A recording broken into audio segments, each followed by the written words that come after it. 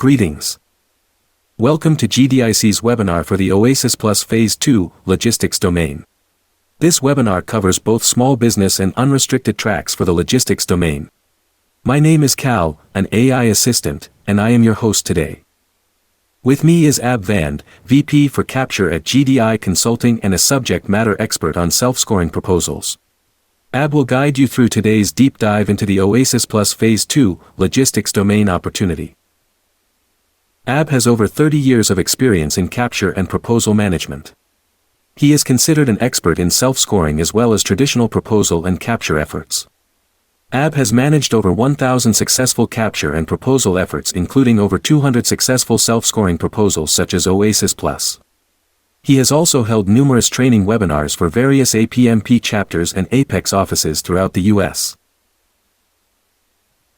So a few housekeeping notes. First, the link to the recording of the webinar will be sent to you within 24 hours. Second, we will hold a Q&A session at the end. You can send your questions during the webinar by the chat system to the right of your window and Ab will address them at the end. Third, you can download this presentation by clicking on the link under File on the right-hand side panel on your window. We highly recommend you download the slide deck so that you can always refer back to it. So let's see what this webinar covers. We will first give a quick intro to GDI Consulting Services. Then start with giving the general information on OASIS Plus. Next we will have a thorough discussion of the scope of the logistics domain and who should go after this domain. From there, we will deep dive into the scoring system for the logistics domain, and discuss score optimization as well. Ab will also touch on how you prepare the actual proposal or what we call substantiation. The importance of compliance and factors such as pricing and partnering are also covered. Lastly, Ab will provide some strategy recommendations and experience sharing and then finish with the Q&A session. So with that, I will now hand over the control to Ab to start the webinar. Ab. Hello everyone, and thank you, Cal. As Cal mentioned, we highly recommend that you download the slide deck to refer back to it. Due to limited time we have, I might skip some content, but I wanted to have a full slide deck prepared for you so that you can always refer back to it for full explanations. Also note that we are holding separate webinars for all the 13 domains under OASIS Plus, and I will post the link to the webinar schedule page on our website in case you want to participate in other domain-specific webinars as well. But note that in each webinar, some of the information is similar. I just don't want you to, see repeat stuff. But when we dive into the scoring system of that particular, domain, that's where the differences arise. Also, for those of you who are unsure if you should go after this opportunity at all, and whether you have the minimum requirements or not, we have a pre-qualification assessment service for just $490, and we assess your contracts and tell you your chances and gaps so that you can be sure of your eligibility with minimal cost. I will put the link to that page on the chat as well. Okay, let's start now. Let me very quickly give you a short intro to our company and then dive into OASIS Plus. So GDI Consulting has been in business for over 15 years, and we have established ourselves as the premier self-scoring experts in the market. This is not a boast. Just see those numbers, including the fact that we prepared 97 successful proposals for our clients in OASIS Plus, the initial bidding. So 97 awards we got. That speaks by itself. We have over 650 satisfied repeat clients, 86 of whom are very large businesses, some on the top 10 list of largest defense contractors. You can later refer to this page for more information on our company because we're short of time, so I'll skip the rest of this stuff. Now, I won't go into the details of our services as most of you are repeat webinar viewers, and we'll just suffice to say that we have 4 main lines of service, including proposal development, capture management, specific support services like competitive intel or price to win, and finally customized training. So we strive to be a one-stop shop for federal and SLED BD needs of small and large companies. Okay, let's start with the OASIS Plus then, and get some general info about it. We call it OASIS Plus 101. So it's good to take a look at the previous OASIS contract, which ran from 2015 to 2025. These years are approximations, as there were different pools awarded at different times. So this is the graph showing the government's spending on this contract during its course of performance. And you can see that towards its end, the government was spending about $10 to $12 billion per year on this contract. Blue is the unrestricted contracts spendings, and orange is the small business contracts spending. Okay, and in terms of the top 10 agencies using OASIS, obviously GSA has been the main user, but since these numbers are all in the billions of dollars, don't underestimate the other agencies involved. More than 30 agencies have been buying services through this contract. Okay, so let's now look at OASIS Plus. That was OASIS, the previous contract. Let's now look at OASIS Plus. So we have the general information. GSA is the contract owner. It's a multiple award IDIQ GWAC, government-wide acquisition contract, meaning that all federal agencies can actually put out task orders under this. It has an open ceiling, number of awards unlimited, and this phase 2 also unlimited as well.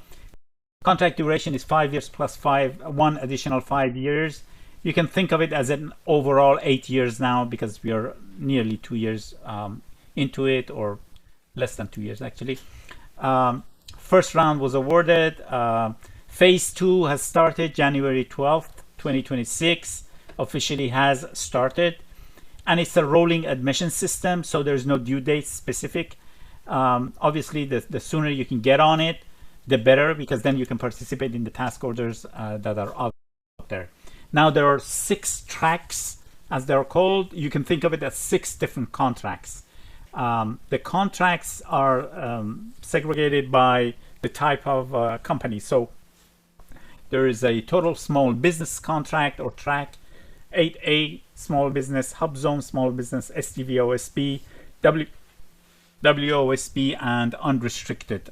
So these are the 6 tracks that we have. Now, just so we have one vocabulary, from here on, when I discuss small business, when I say small business, I mean the first 5 tracks. So all these, the total small business, 8A, hub zones, STVOC, WOSB. From here on, when I say it's a small business, especially when we go into the scoring, meaning all these 5. So if you're in any of these, that's you. And then we have the unrestricted, or UNR, for shorthand on that. Now, in terms of the numbers of the original OASIS Plus awards, you can see that 588 unrestricted, 1,375 total small business, SDVOSV 345, WOSB 309, 8A 181, Hub Zone 131. The numbers might be a little bit more than these, because these are, I think, a couple of months old. They might have awarded a few here and there. But do remember that, first of all, there is no competition. So these numbers might double as far as the government is concerned. I mean, there's no competition for phase 2. And also don't forget that this doesn't mean that, for example, if you're going for SDVOSP, you have 345 competitors. No.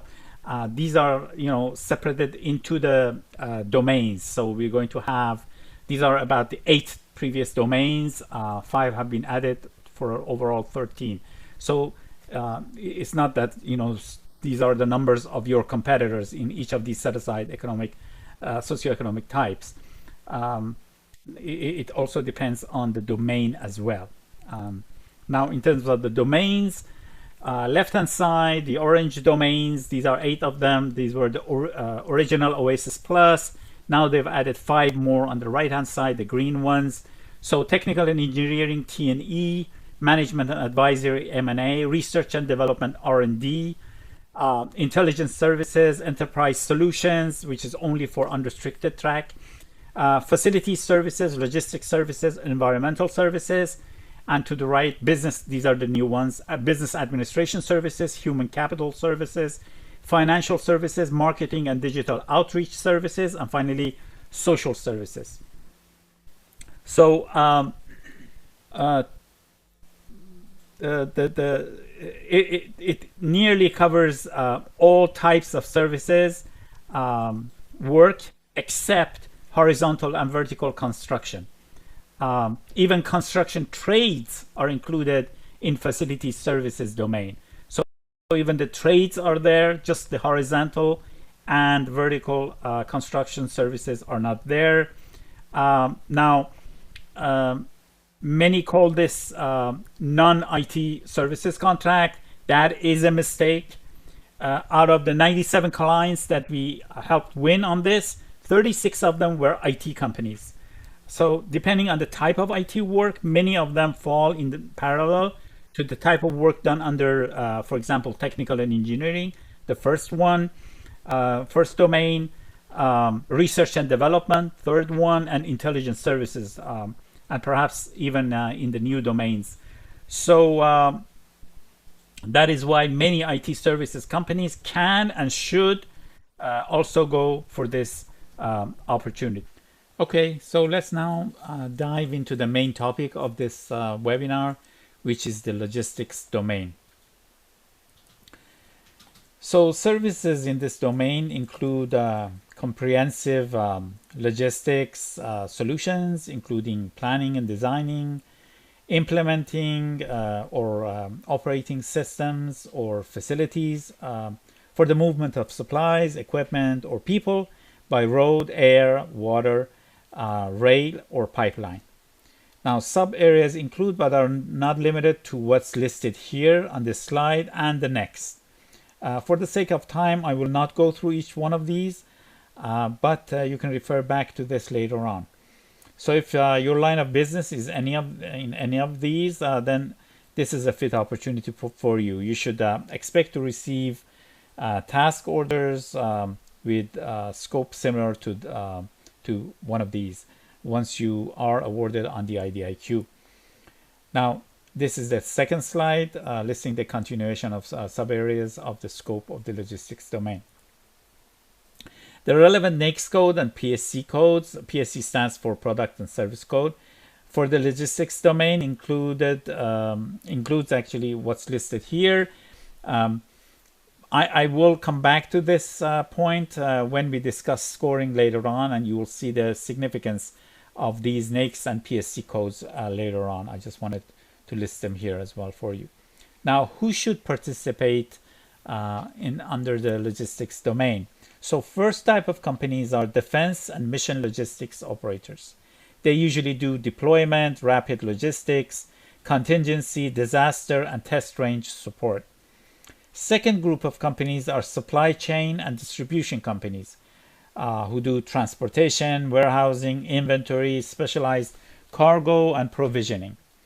Third type of companies are cold chain and perishable good specialists. They do medical cold chain, food, pharma, and perishables. Fourth type of companies are integrated product support, IPS, and sustainment firms. They perform life cycle sustainment, IPS design, as well as supportability analysis. Fifth are logistics IT, optimization, and analytics firms. They perform logistics optimization, performance tracking, and system design. Sixth group, the sixth group are the infrastructure, industrial relocation, and expansion firms. They delve in the transportation infrastructure, industrial moves, and relocation. Fourth type of companies are resource sourcing and industrial-based firms. They perform global sourcing, domestic supply base, and industrial-based support. Finally, the last type of companies are logistics training and workforce enablement firms who perform logistics training, system training, and sustainment workforce. If your firm's activities align with any of these, this is your chance to gain a spot on OASIS Plus, which is open for both small business specialists all the way to experienced large incumbents.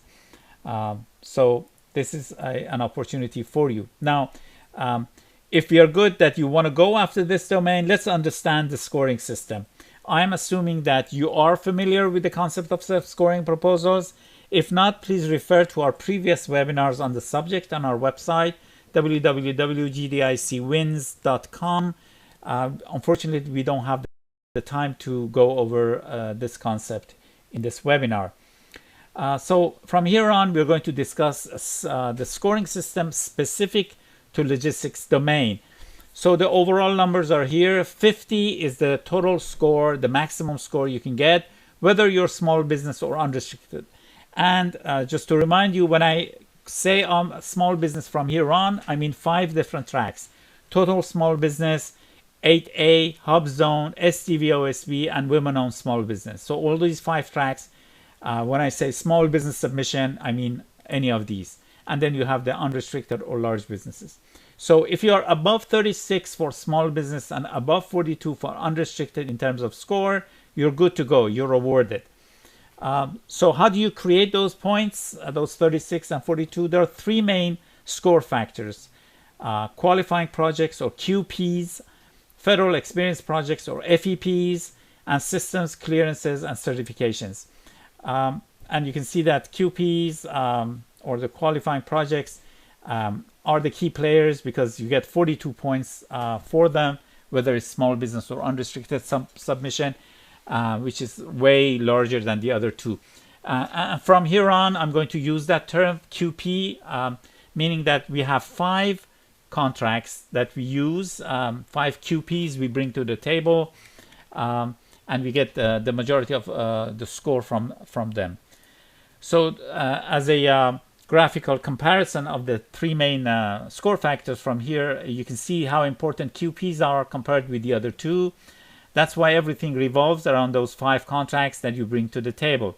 And let me put your worries at rest right now. If you don't have 5 qualified contracts, 5 QPs, you can always bring in partners and team members and use their contracts. This is allowed. By the way, from here on, in the graphics, blue is always small business and orange is the scoring for the unrestricted submissions. So let's now dive into each of the 3 main score factors and see what sub-factors each of them have and how the scoring works for them. So let's start with the QP factor, the main factor. So there are 6, under logistics domain, there are 6 areas or sub-factors that you can get points for. Relevance, scale, integrated experience, management and staffing, specialized functional experience, and past performance. So for each QP that you have, 5 QPs, remember, each QP is gauged with regards to these 6 different sub-factors, and you get a few points for each QP on that basis. So from here on, I will first show you the comparison graphically, and then we'll dive into each of them separately. So here again, you can see that relevance is the most important one with 20 points overall. The others are much smaller. However, you want to maximize all of them together so you get the maximum score under the QP main factor. So let's start with the relevance factor, which has 20 points. You get 4 points for each QP. For 5 times 4 is 20 points. Now, the contracts that you use for the QPs in terms of the type, they can be federal prime contracts, they can be federal subcontracts, or they can be commercial contracts. And commercial means also state and local as well. For federal prime contracts, they can be standalone contracts or they can be task orders under multiple or single award IDIQs or BPAs, FSS, GSA Mass, or BOAs. Note that I said task orders. You cannot use the award of a IDIQ or BPA itself. you have to use the task orders under them. OTAs, other transaction authority contracts, are allowed, but grants and co-op agreements are not acceptable, so you can't use those. Now, contracts must be based on FAR Part 37 services, meaning that you can't use a contract that you provided equipment to the government, a supply type contract for the QPs. Now, there are 4 requirements that each QP must abide to. First requirement is the minimum annual value, meaning that the minimum annual value must be 500K for small business logistics under logistics domain and $1 million for unrestricted.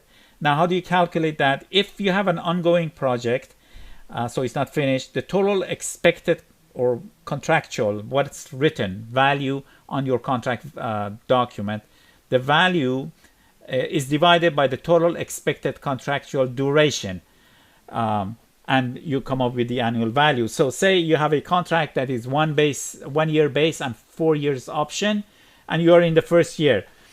You still calculate it as 5 years because option years are counted too. And say the government says the maximum amount is $10 million for 5 years. So you take that $10 million, even though you might have been paid only $500,000. But you take that $10 million divided by 5. So the annual value for this contract is $2 million. And you can't take, one year out of the 5 and use that. So the entire duration and the entire contract value. Now, if the contract is completed, it must have been completed. If the contract is completed, then the way you calculate it is that whatever you were paid or obligated, as the government says, is divided by the actual duration. So the actual payment divided by actual duration, maybe it was a 5-year contract, but you finished in 6, so you divide it by 6. Maybe you finished earlier, you divide by whatever, say 4 years. That's how you come up with the annual value. The second requirement is contract date. If it's an ongoing contract, it must have at least 6 months of performance. 6 months from the date of your proposal submission. If it's a completed contract, it must have been completed within the past 5 years from, again, submission of your proposal. So say you submit your proposal 28th of February 2026, then the completion date must be after February 28th, 2021. It doesn't matter when it started, but the completion date must be within the past 5 years. Third requirement is past performance rating. The average CPAR ratings of that QP must be above satisfactory. Not satisfactory, above satisfactory. And I'm going to explain how that is calculated later on. But you either have CPARs, or if you don't have a CPARs, you use a JP6 form, which comes with the RFP. Relevance, which is the fourth one, is relevance, and it's the most important one because you have to prove the scope of the contract, the QP that you bring to the table, is related to logistics. Now, this is done in 2 ways. One is through auto-relevant NAICS codes and PSC codes, meaning that you have the proper NAICS code or PSC on your contract. I'm going to explain that. If not, then you have to fill out the JP3 form, get it signed by the contracting officer, and cite parts of your SAO to prove relevance to logistics. That's if you don't have an auto-relevance NAICS code or PSC code. So JP3 form in that case. Now, what are the auto-relevant NAICS codes and PSC codes? This slide lists them. If your contract has any of these NAICS codes or PSC codes and it's listed, you don't need any other proof. If it doesn't, you go down the road of that JP3 which I mentioned. Note that it's either or, meaning that if you have the correct NAICS code or the correct PSC, you have the relevance nailed. So even if your contract doesn't have the proper NAICS code, but you have a proper PSC code, you're good to go. And usually you can look these up in fpds.gov, which is the government's database for your contract. So it's written, what type of PSC code is associated with your contract, or the NAICS code if you don't see it on your contract award.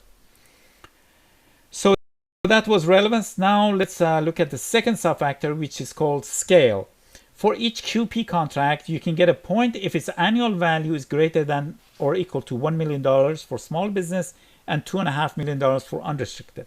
Or maybe the value is not that high, but the number of FTEs, full-time employees, is equal or greater than 5 for small business or 12 for unrestricted. If that's the case for that QP, then you get 1 point. Now you get a second point if each QP if the annual value of that QP is greater than or equal to $4 million for small business or $10 million for unrestricted. Or maybe the value is not high, but the number of FTEs is greater than or equal to 20 for small business and 50 for unrestricted. If that's the case, you get a second point. Note that a credit is provided for the total annual value, not just the portion relevant to this domain.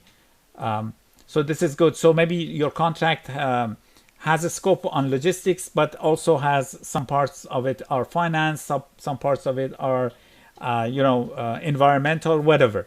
They're not going to look and see how much of it the annual value was related to logistics. They're looking at the total contract value here. Also, the total maximum score of this subfactor is 5 for both small business and unrestricted. So even if you if all your QPs get 2 points, that's 5 times 2 is 10 points. The overall, you cannot get more than 5. You need to know this, so when you're calculating your total score, you don't make a mistake. Let's now discuss the third subfactor, which is integrated experience. Here you get 1 point per QP if 5 or more labor categories were used in that QP in the execution of the contract. Or when I say labor categories or LCATs, it means like maybe you had an engineer, you had a clerk, you had a project manager, and things like that. So different labor categories. If you had 5 or more, you get a point. Or for that QP, if the scope of the contract covered 3 or more domains. So maybe it is a logistics contract, but you did a little bit of finance, you did a little bit of environmental work, things like that. So if you can show that the scope covered 3 or more domains, you get a point too. But it's an or. So even though a contract, a QP might have 5 or more LCATs and also cover 3 or more domains, you only get 1 point, not 2 points for that. And the overall points is 4 for a small business and 3 for unrestricted. Okay, so fourth subfactor is management and staffing.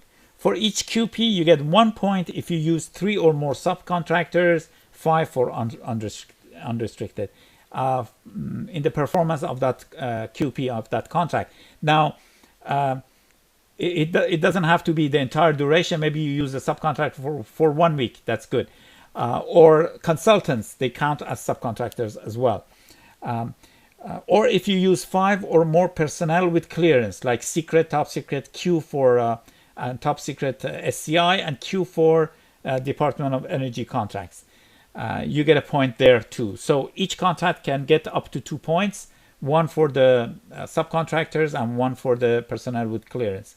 But overall, for both small business and UNR, you cannot get more than 5 points overall for the 5 QPs. Okay, the fifth subfactor is called specialized functional areas. This is specific to logistics domain. Here, each QP receives credit if it covers either a surge situation or a contingency or exercise support effort. Now, you get 1 point for each if both are available. So 2 points overall. Surge is the increase in the value of the contract or the workload for more than 10% with a less than 45 days of lead time. That's considered surge. Contingency and exercise support type contracts must show evidence of using spot and or demonstrate a SOFA or ACSA knowledge. You have to show that to get points for it. Now the total again here for both small business and unrestricted cannot be more than 5 points, even though you get 1 point for each of those QPs.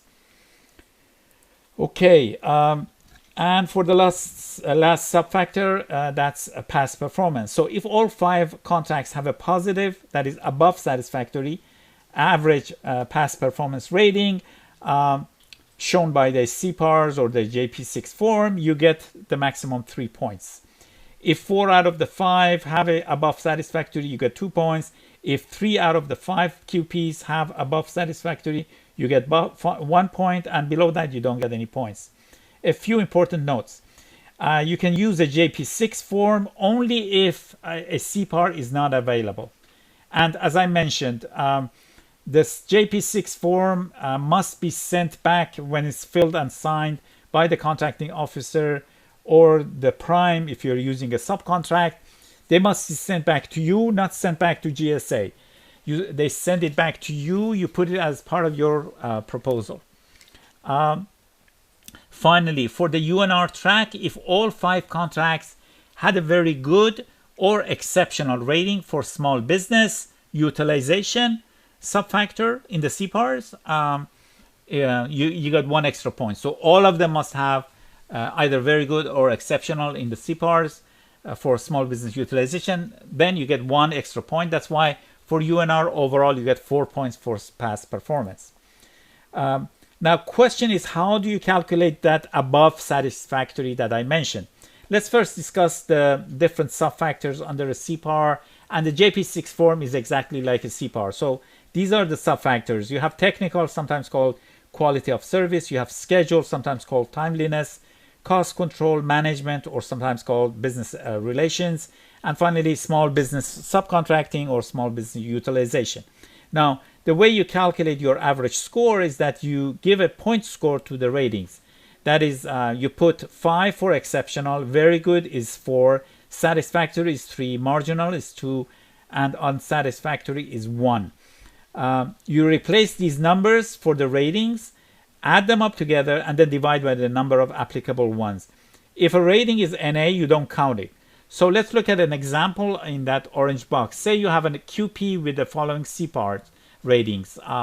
We have exceptional for our technical, we put a 5 there. We have schedule as rated as satisfactory, we put 3 there. We have cost control rated as marginal, we put 2.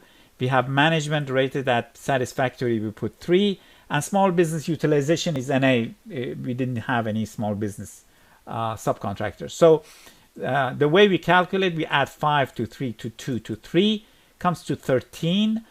We divide by 4, not by 5, because small business utilization is NA. So 13 divided by 4 is 3.25.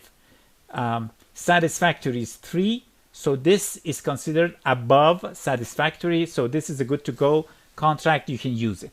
This is how you calculate the above satisfactory requirement for all of your CPARs and JP3 forms in your QPs.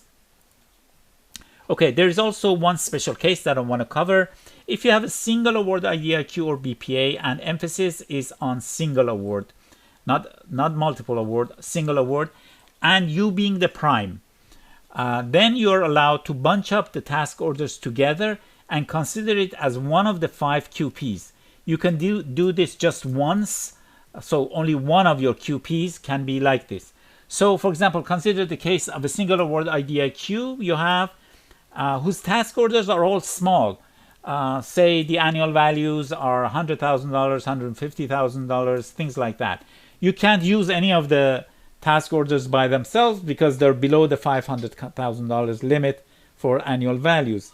But what you can do is you can add them together, say take 5 or 6 of these task orders so you can get above 500K, bunch up the FTEs, the number of FTEs, the number of subcontractors, the domains, all of that, number of people with clearance, and this way you can get point scores for them.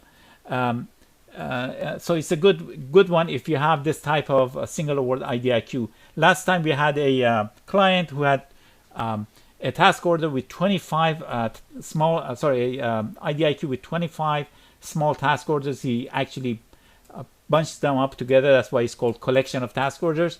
And he could actually use it. And he got very high scores for it because, he used the numbers from 25 different task orders for it. Okay, So that was the first main score factor, the QP factor and its sub-factors. Let's now consider the second main score factor, the FEP or Federal Experience Projects. The name is on it, so the contracts here must be federal and you must be prime on them. So you can't be a subcontractor, you can't use a subcontract here. You have to be prime and it has to be a federal contract. There are two sub-factors, number of task orders and number of agencies you've worked with. Let's look into them in more detail. So for the number of task orders, you get 1 point for each task order that you performed under a multiple, emphasis on multiple, award IDIQ or BPA. And you must be prime, as I said. So the maximum points is 3 for small business, meaning that you can have up to 3 different task orders, 1 point for each.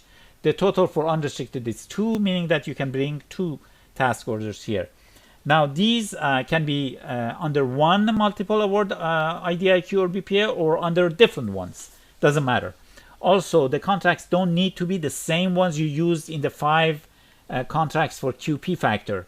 They can be completely different ones, new ones. So the requirement is that multiple award IDIQ BPA, you being the prime, the annual value must be above 250K for these contracts, for these task orders, but it's the same for small business and unrestricted, 250K annual value.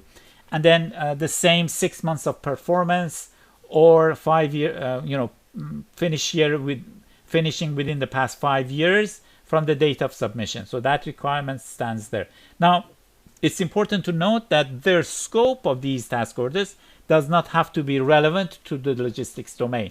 So maybe you did a financial work, maybe you did marketing, whatever. Doesn't matter. As long as it has those 3 requirements, you're good to go. Okay. The second sub-factor is about the number of federal agencies you have worked with. If you can show that you have worked with 3 different agencies, you get 1 extra point. Work meaning that you have gotten contracts. Now, these could be task orders or they can be standalone contracts. Either way is fine. Now, the 3 requirements in the previous one stand here too. So you have to have, they have to be federal prime contracts, annual value over 250K, small business and unrestricted the same, and 6 months of performance if it's ongoing, or completed within the past 5 years from the date of your proposal submission. Again, you don't have to show relevance to the domain for these either. So the contracts might be about other things, marketing, finance, T&E, whatever, other domains. And the contracts don't have to be the same ones that you used for QPs or even for the task orders on the previous sub-factor. These can be 3 different, complete different contracts. Okay, so that was the second main factor. Now let's look at the third main factor, score factor, systems, certifications, and clearances. And here is a comparison of them. So we have accounting system, that's the name for small business. For unrestricted, it's called business systems. Then we have facility clearance, and then we have other certifications. Let's very quickly, because we're short of time, go over these. For small business under the accounting system, you need to have an approved accounting system and you get 2 points. That easy. For unrestricted, there are 7 different systems of business systems listed here. For unrestricted, if you have 2 of these, you get 1 point. If you have 3 of these, you get 2 points. That's how it works. Okay, and approved, whether it's small business or unrestricted, means that government approved. So if a third party approved their accounting system, it doesn't count. You don't get the points. It has to be government approved and you have to provide documentation for it. Facility clearance is easy. You get 1 point if you have active facility clearance. Doesn't matter if it's secret or top secret, you get 1 point. But it has to be active. So pending facility clearance, FCLs, doesn't count. It has to be active at the time of your proposal submission. Now, third and last sub-factor is other certifications. There are 6 of them, as you can see listed here. CMMI Level 2, ISO 27001, ISO 9001 2015, note the 2015, not older ones, ISO 28001 2007, ISO 22301, and CMMC level 2 or higher. Now, you get 1 point for each of these. For small business, the overall is 1. So if you have any one of these, you're good to go. That's it. For unrestricted, you get 1 point for each of these, but the maximum is 2. So any 2 of these, if you have them, you get 2 points. And that's it. Now, I also want to touch on the idea of mentor-protege because it's a special case. If you're submitting your proposal as a mentor-protege JV, for QPs, at least one QP must come from the protege company. So you can have a situation in which all 5 are coming from the mentor company. On the other hand, the minimum threshold annual value for each domain, including the logistics domain, is halved when a protege submits a contract. For example, for the logistics small business submission, if the protege is submitting its contract, it doesn't have to be have an annual value of above 500K. If the annual value is above 250K, it's good to go. The same thing stands for number of FTEs and things like that. It's half. So if you need to get a point for 10 FTEs, if the protege is submitting and the contract has 5 FTEs, you get the point.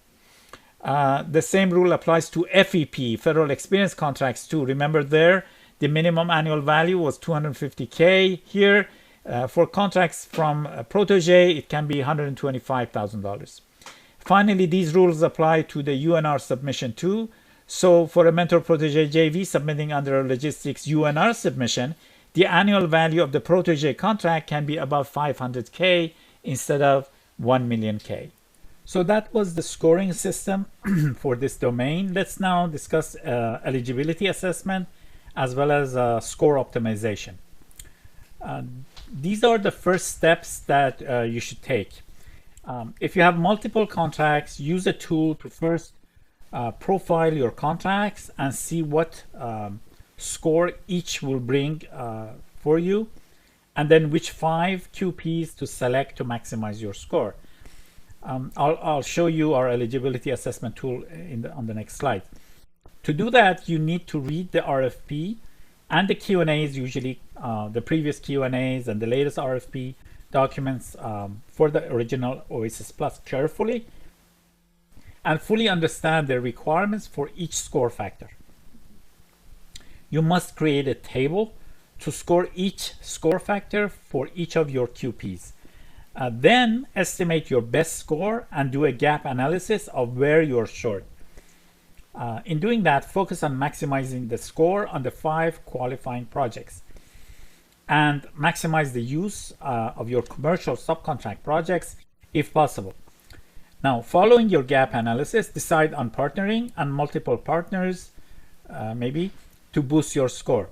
You should consider outsourcing the eligibility assessment to ensure you have a good chance of success.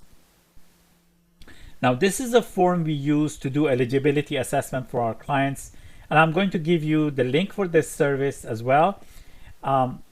It makes sure that you don't spend money on something that you don't have a chance on, and also ensures you know where your gaps are to bring on team partners. So for each contract, you have to, on the column on the right hand side, the yellow column is where you actually respond to them, the value, duration, whether you use 5 FTEs or not. So these are the specific questions that we have prepared that you have to answer to, and then based on that, this is another page. Now, based on the previous slides form, our tool creates this, which independently scores each contract. The 10 columns from the right and the graphical representation of the score below it, are produced from those the previous form that I showed you, and then it automatically picks the best 5 to maximize the score. So those columns that are green are the best 5. The orange column is the final best score you get for each subfactor, scoring subfactor, with the total at the bottom In this case, it's 44 out of 50, which is good. This is a small business submission. So this is specifically telling you, hey, you're good to go. You don't need a partner. You are a few points above the minimum threshold of 36. So everything is good. Maybe the total comes to, say, 32, in which case you know where this shows you where you're missing points and what partners to look for to actually get those points above 36.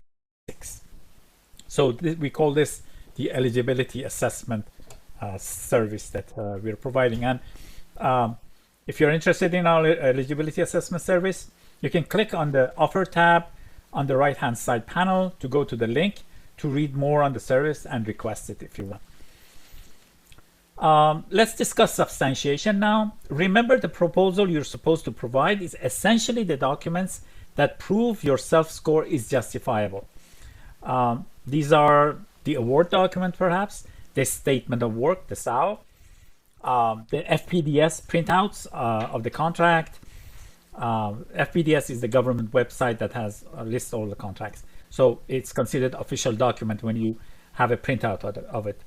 The CPARs, or the JP6 in lieu of CPAR, and the JP3 form if your contract's NAICS is not what it's supposed to be, or if you're a sub and want to prove relevance and other QP sub-factor information. So you need to tag and highlight the relevant information on each piece of document. Let's see some example of this. So this is an example award document with relevant pieces of information highlighted and tagged as well.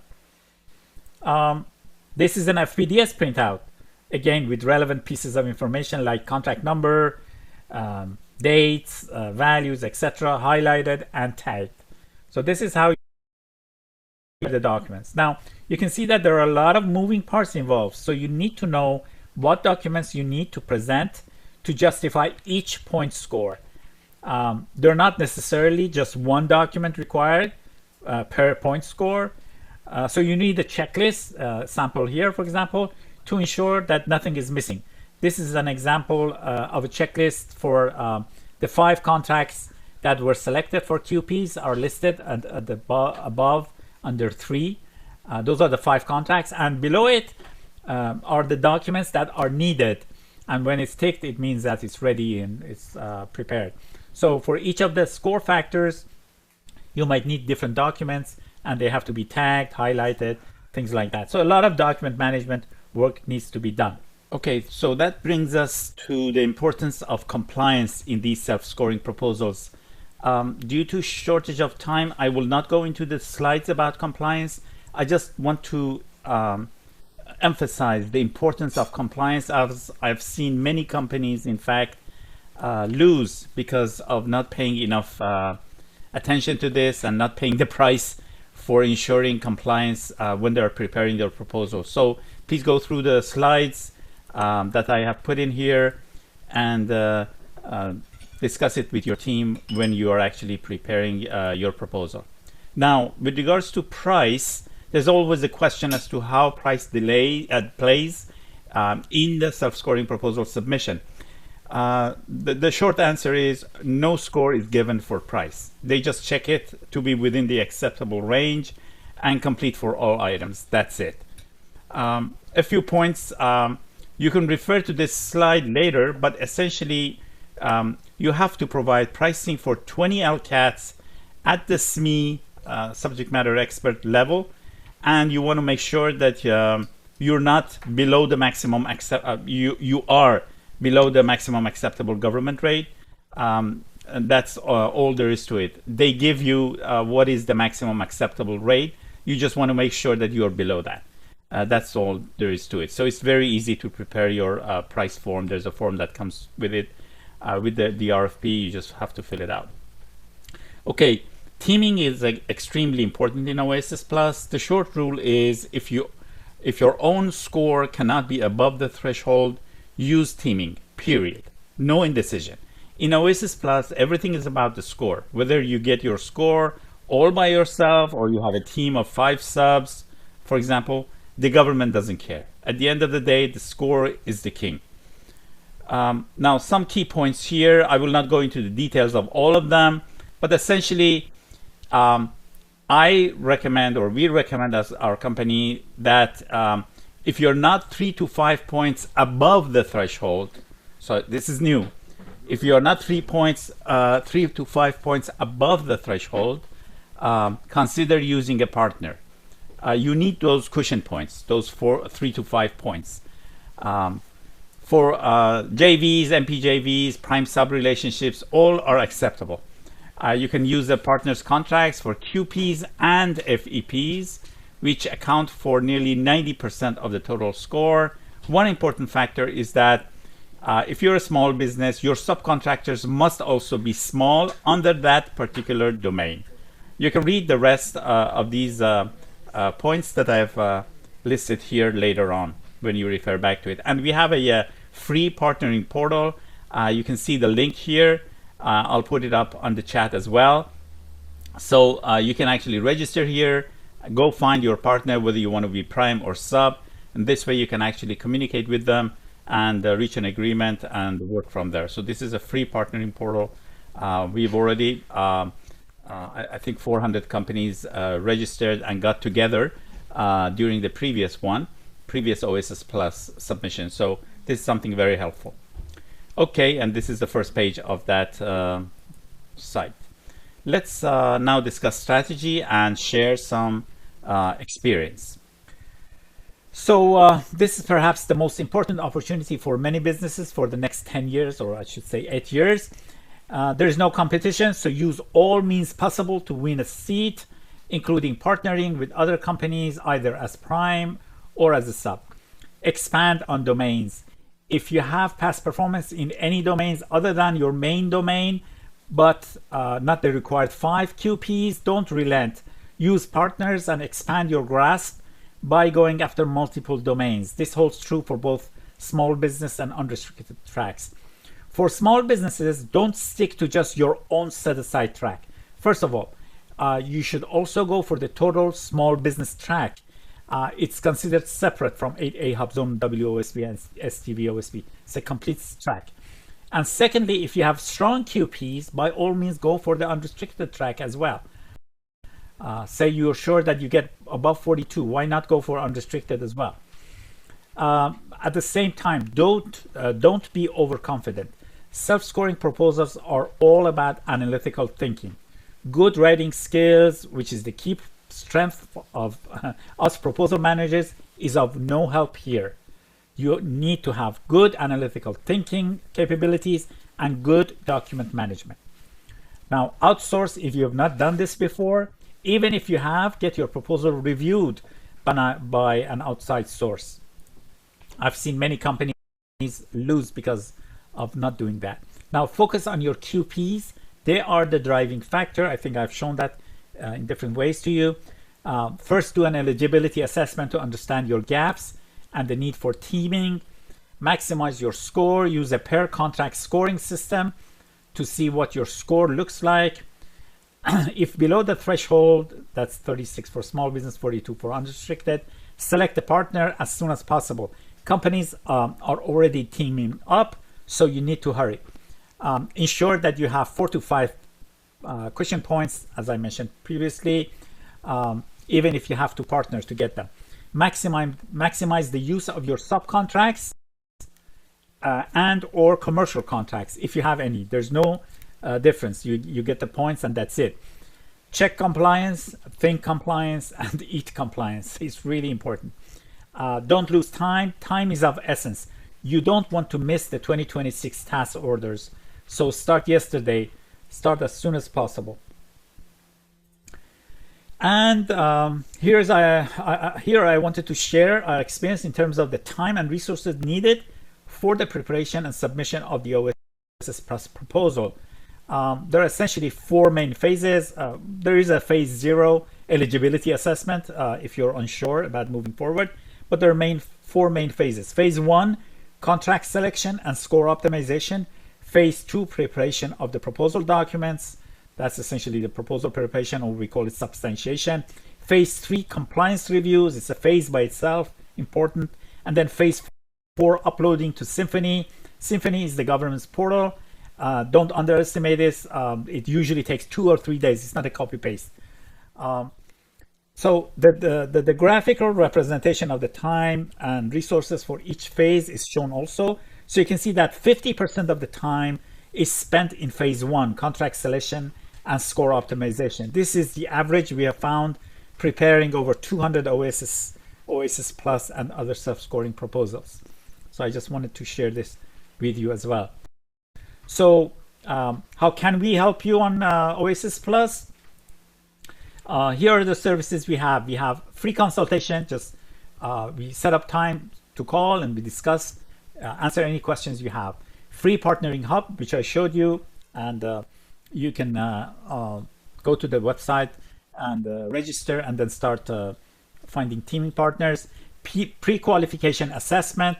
Again, I gave you the link, $490, so that you don't spend money on something that you don't have the minimum capabilities. Also, it gives you where your gaps are, so you know how to partner with others. Full proposal development with dedicated proposal team. So we do scoring, assessment, optimization, full proposal assembly, cradle to grave. Everything is on us. Full and multiple compliance checks, uploading to Symphony. All of this is on us. We are different from other companies. Some companies just give you consultation. That's not how we work. We don't give consultation. We take the responsibility, because at the end of the day, we want you to win.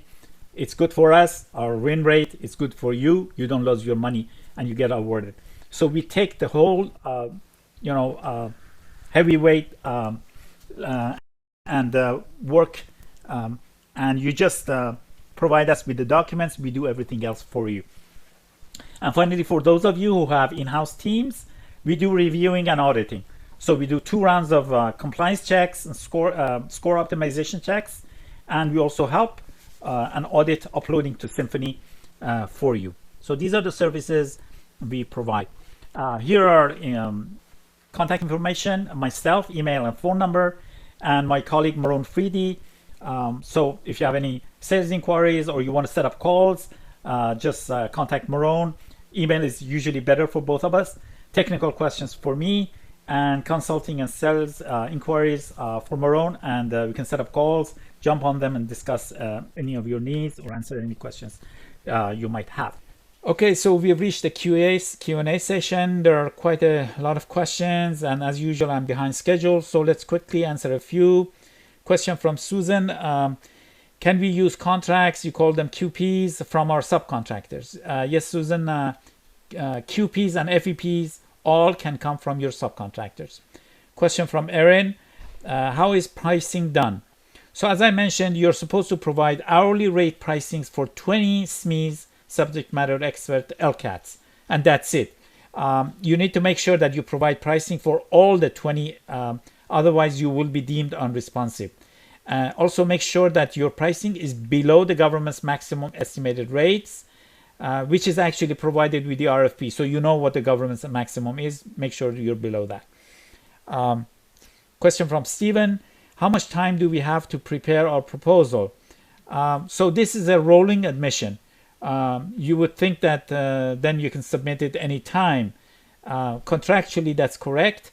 But if you delay, you will be missing on all the important task orders that are lining up for 2026 because of the slowdown in 2025. So you don't want to miss that. Also, you know how the government changes their policies. You don't want to face the situation that they say, hey, the window is closed. We're not accepting any more, admissions. So we recommend that you submit as soon as possible so you can actually participate in the task orders that are coming up. Question from Maria. Can we use multiple subs? Yes, of course. There is no limitation to the number of subs you can bring to the table. We had a client last time that had 8 subcontractors and they got awarded. Question from Carol. Can we use a contract that we performed as part of a JV? Yes, but the annual value is calculated from your share of the total value. So if a contract, say the contract value is $10 million, but you perform 40% of it in the JV, then your value is $4 million, and you divide it by the duration, and that's how you calculate the annual value. Also note that the other member of the JV, as well as the owner, if it's a government, however, they need to provide the JP3 form and sign on it. Question from Oliver. We are a hub zone company. Do our subs also need to be hub zone? Can we use a large company?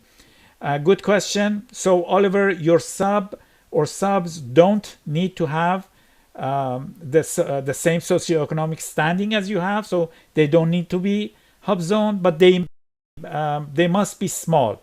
You cannot have a large subcontractor. Obviously, a large subcontractor, when they're submitting, they can have a large subcontractor. Let me put it another way. A large prime can have small or large subcontractors. But if you're submitting as a small business, then your subcontractor must be small. Question from Anisha, if I'm pronouncing it correctly. What do you mean by profiling a contract? Okay, I mean you score each contract independently based on the score factors. So you create a checklist, create a form that has all the score factors, and then you score each contract independently in there. Then you can actually pick the best 5 QPs. The first form I showed you for our eligibility assessment service is in fact that profiling checklist that I mentioned. And you can read about our eligibility assessment in the links that Cal has provided to you on the chat. Okay, we are out of time, way out of time. So I would like to first apologize for not being able to answer all your questions. I will certainly respond by email. Also, thank you for participating in our webinar. I look forward to seeing you in our future webinars as well. Have a wonderful day.